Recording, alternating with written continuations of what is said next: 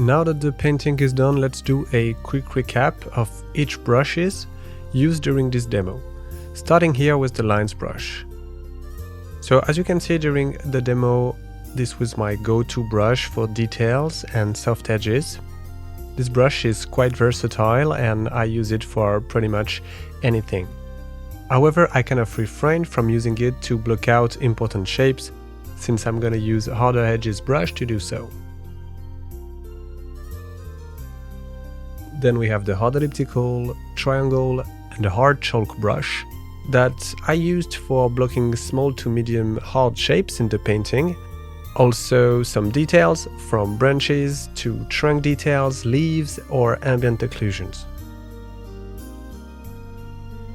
The lines grain in conjunction with the grain brush adds diversity on surfaces and edges, and create visual interest on some of these areas that need to be more diffused and textured.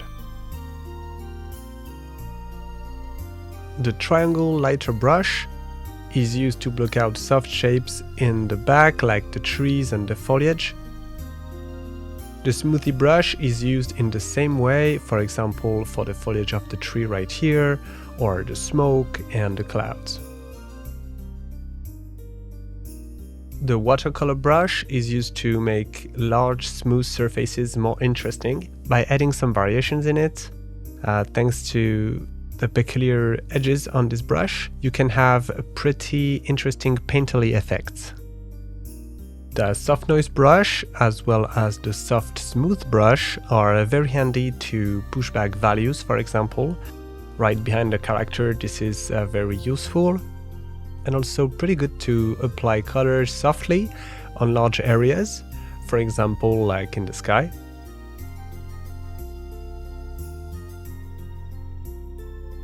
Then we have the strong oil brush, which is used to fake out a painterly effect on some dedicated areas, like the clouds or the tree, for example.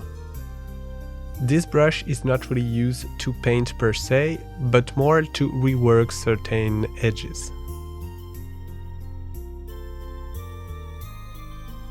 The multiple lines brush or rake is a stylistic statement and should be used sparsely to create pretty funky wood patterns, for example like this on the beam.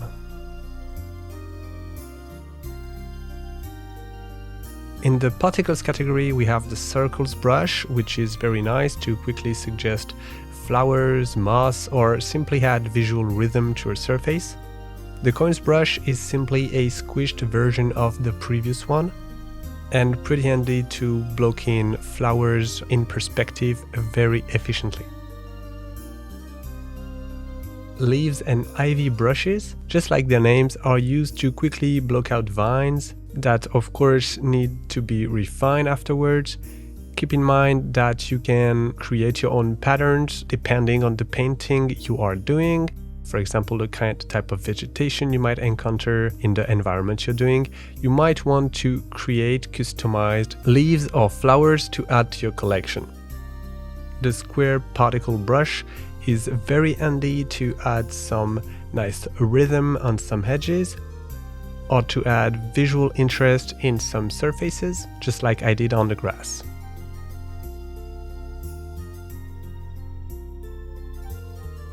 When you're finishing your piece, adding small atmospheric effects, for example thanks to the spatter brush, can be a fun and stylish way to wrap up the image.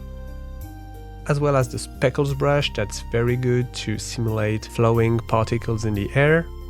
Don't hesitate to come back with the eraser to calm down the effect. And the toothbrush to create some more painterly effect. I refrained from painting directly with this brush and use it simply to add a little bit of glitter at the end. Finally, the smudge brush, used only with the smudge tool, is a great way to soften up your edges a lot and mix surfaces together in a very efficient way, just like I did here in the clouds.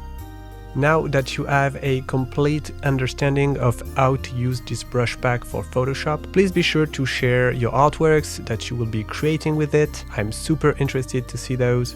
Also, if you have any questions or want to share your thoughts about this project, feel free to leave a review below. Have a great day.